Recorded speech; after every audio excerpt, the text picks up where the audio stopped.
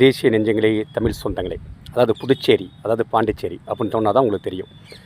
அங்கே வந்து திமுக பொறுப்பாளராக ஜெகத் ரட்சகனை அனுப்பிச்சிருக்கிறாங்க. ஜெகத் ரட்சகன் யாருன்னா நம்முடைய திமுக நாடாளுமன்ற உறுப்பினர். சரி, எதற்காக பொறுப்பாளரை இப்போ அனுப்பிச்சாங்க அப்படின்னு பார்த்தா, அதாவது புதுச்சேரியில் தேர்தல் வருதுங்க. அங்கே வந்து 30 சட்டமன்ற தொகுதிகள் இருக்கிறாங்க. அதுக்கு வந்து அவரை பொறுப்பாளராக போட்டு அவர் தான் சிஎம் கேண்டிடேட், அப்படி இல்லைன்னா சிவா தான் சிஎம் கேண்டிடேட். அது வந்து ஆனால் தலைமை சொல்லணும். ஆனால் போய் பொறுப்பேற்றிருக்காரு.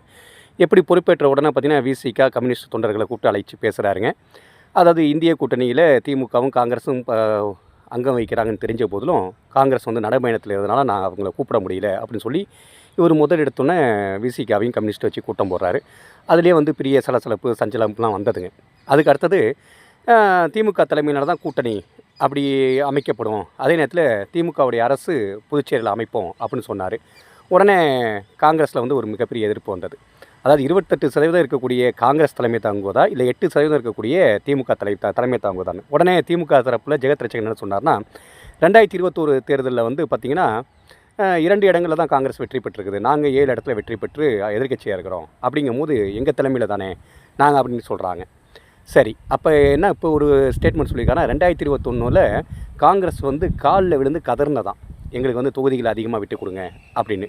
இப்போ அதே மாதிரி 18 சட்டமன்ற தொகுதிகளை கேட்டாங்கன்னா நாங்கள் 30 தொகுதிகளையும் போட்டிடுவோம் அப்படின்னு சொல்கிறாரு. உடனே இதுக்கு ஏதாவதுக்கு எதிர்வினை கேட்டால் மாணிக் தாக்கூர் அண்ணே கேட்குறாரு.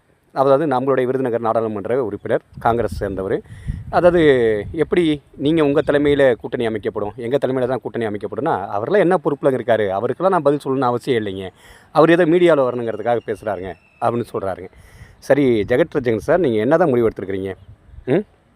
அதாவது காங்கிரஸில் இருக்கக்கூடிய தொண்டர்கள் ஓட்டு அளிக்காமல் நீங்கள் நாடாளுமன்ற உறுப்பினர் ஆகிட்டீங்களா?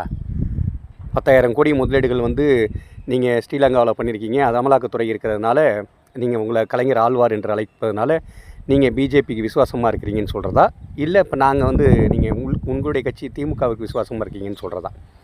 எங்களுக்கு ஒன்றும் புரியல சார், நீங்கள் தான் பதில் சொல்லணும். சரிங்க. அது இல்லாமல் பார்த்தீங்கன்னா இப்போ வைகோ என்ன சொல்கிறாரு அப்படின்னா, கதர் கட்சியினாலே சட்டைகளை கிழிச்சிக்கிட்டு அலைகிறவங்க தான் அப்படின்னு சொல்கிறாரு. உடனே மாணிக் தாக்கூர் அண்ணன் என்ன சொல்கிறாருன்னா, நாங்கள் வந்து அகில இந்திய தலைமை சொன்னதுனால பொறுமை காக்கிறோம், அது பொறுமைங்கிறது பணிவு தான் அப்படின்னு சொல்கிறாரு. உடனே அவர் சொல்கிறாரு, மாணிக் தாக்கூர் நாடாளுமன்றத்தில் எந்த போராட்டங்களில் முன்னெடுப்பாருன்னு தெரியும், அவர் மேலே எனக்கு மரியாதை இருக்குது, அவர் சட்டை கிழிஞ்சதை பற்றி சொல்லலை, சூரத் மாநாட்டில் சட்டை கிழிஞ்சதை பற்றி சொல்கிறேன் அப்படிங்கிறாரு.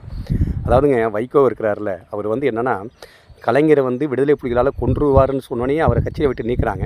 அதாண்டா அவர் ஸ்டாலினுடைய வளர்ச்சி பிடிக்காமல் அவர் வெளியில் வந்தார், இயக்கத்தை நடத்தினார், 40 மாவட்ட செயலாளர்களை வந்து கொண்டு போனார், சின்னத்தை கைப்பற்ற பார்த்தார், அறிவாலயத்தை கைப்பற்ற பார்த்தார். அதுக்கப்புறமேட்டு